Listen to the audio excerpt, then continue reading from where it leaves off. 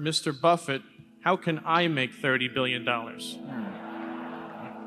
Start young.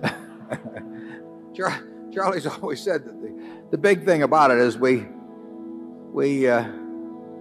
started building this little snowball on top of a very long hill. So we started at a very early age in rolling the snowball down. And of course, the snowball, the nature of compound interest is it behaves like a snowball of sticky snow.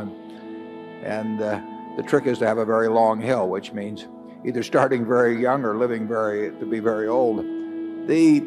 I would do it exactly the same way if I were doing it in the investment world. I mean, if I were getting out of school today and I had $10,000 to invest, I'd start with the A's.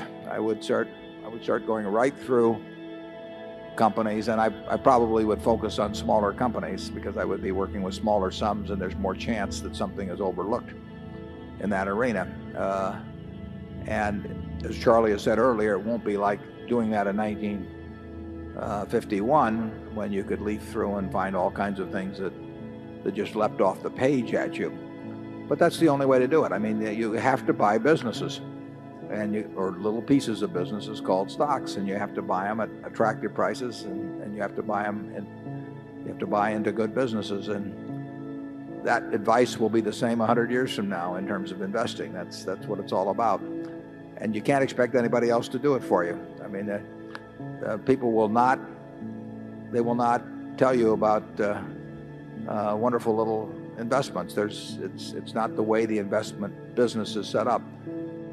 If I were working with a small amount of money, the universe would be huge compared to the universe of possible ideas I work with now. You mentioned that 56 to 69 was the best period. Actually, my best period was before that. It was from right after I met Ben Graham in early 1951. But from the end of 1950 through the next 10 years, actually returns averaged about 50% a year, and I think they were 37 points better than the Dow per year, something like that.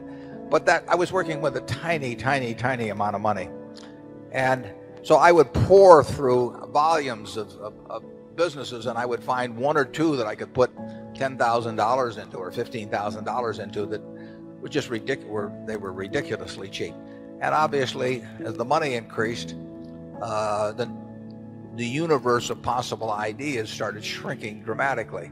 The times were also better for doing it at that time. But I think if you're working with a small amount of money, with exactly the same background that Charlie and I have, and same ideas, same whatever ability we have, I think you can make very significant sums. But as soon as you start getting the money up into the millions, many millions, the curve on expectable results falls off just dramatically.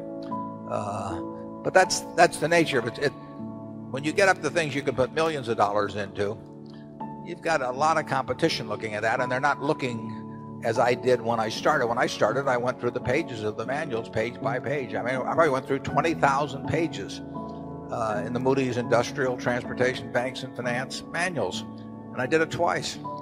And I actually, looked at every business. I didn't look very hard at some. Well, that's not a practical way to invest tens or hundreds of millions of dollars.